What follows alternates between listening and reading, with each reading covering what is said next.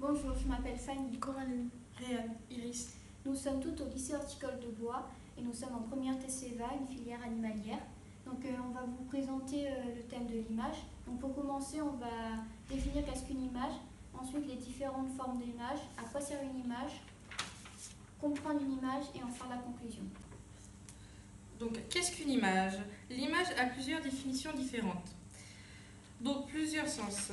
Nous allons donc choisir la définition qui se rapproche le plus de notre grand thème, le langage. La définition est choisie et l'image est une expression de l'abstrait par le concret dans le langage.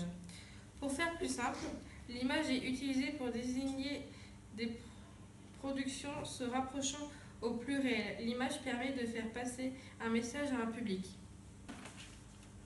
Il existe différentes formes d'image. En premier temps, nous allons parler du langage de l'image. L'image possède son propre langage. À l'intérieur de celle-ci s'organisent des formes, des lignes, des couleurs et autres caractéristiques.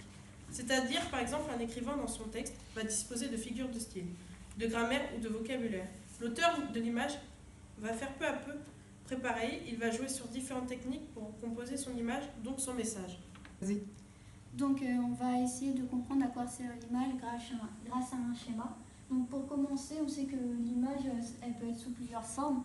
Donc ça peut être une photo, un dessin, une peinture ou une sculpture. Ensuite, dans l'image, il y a toujours un émetteur. Donc l'émetteur est l'auteur de l'image. Ça peut être un peintre, un photographe, un journaliste, un publicitaire. Et il y a également du coup un récepteur qui est le spectateur. Donc ça peut être un citoyen et un consommateur. Et l'image, il a trois grands objectifs. Il a des objectifs artistiques, informatiques et commerciaux. Donc du coup, on va un peu détailler ces trois objectifs.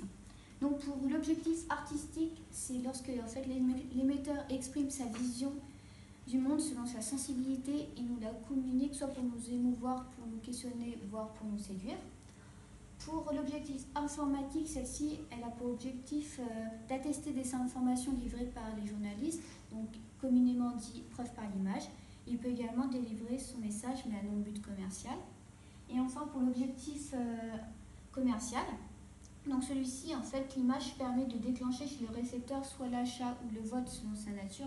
Par exemple, le vote, on peut penser aux élections présidentielles et pour l'achat, pour la vente d'un produit. Elle cherche à être le plus efficace possible.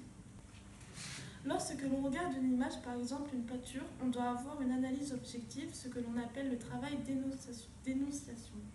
Par exemple, si l'on prend une peinture, on peut imaginer que le cadre devient comme une fenêtre dans laquelle l'auteur sélectionne une partie du réel pour mettre en évidence sa vision. Il isole en utilisant toutes les techniques mises à sa disposition. L'élément sur lequel il veut focaliser l'attention du spectateur, ce que l'on appelle le point fort de l'image. La surface qui occupe l'intérieur de ce cadre, appelée le champ d'image, l'espace virtuel qui se trouve autour du cadre est la partie non représentée par l'auteur. C'est ce qu'on appelle le hors-champ. Dans cet exemple, on trouve les mots de langage de l'image tels que le champ de l'image, hors-champ de l'image et le point fort de l'image. Nous allons maintenant vous parler des différentes techniques qui permettent à l'auteur de composer son image. Ces techniques sont nombreuses, donc nous avons choisi les plus utilisées. La composition du cadre qui permet d'attirer l'attention du récepteur, la composition symétrique qui permet d'isoler le point fort, les lignes de force qui permettent d'orienter le regard vers le point fort, la profondeur des champs qui est la zone de netteté entre le premier et le dernier plan. Comprendre l'image. Chaque personne perçoit sa propre lecture de l'image, ce qu'on appelle la connotation, et la façon dont une personne perçoit l'image, donc son message. Le message peut être compris différemment selon les caractéristiques du spectateur, telles que sa mémoire, sa culture, sa place dans la société, sa sensibilité, son imagination ou bien son inconscient. Ainsi, chacun apporte un sens à l'image. La polysémie de l'image. Conclusion. L'image permet de faire passer un message à un public. Elle peut beaucoup influencer et a un langage très spécifique, parfois difficile à comprendre selon sa nature. Presque chaque détail raconte quelque chose ou quelqu'un. Il existe plusieurs techniques pour constituer une image. Elle peut être modifiée ou sous différentes formes, que ce soit dessinée ou tout simplement informatisée. Au final, malgré ces différentes formes, elle n'a qu'un seul objectif primaire, c'est de faire transmettre un message à un public par son propre langage.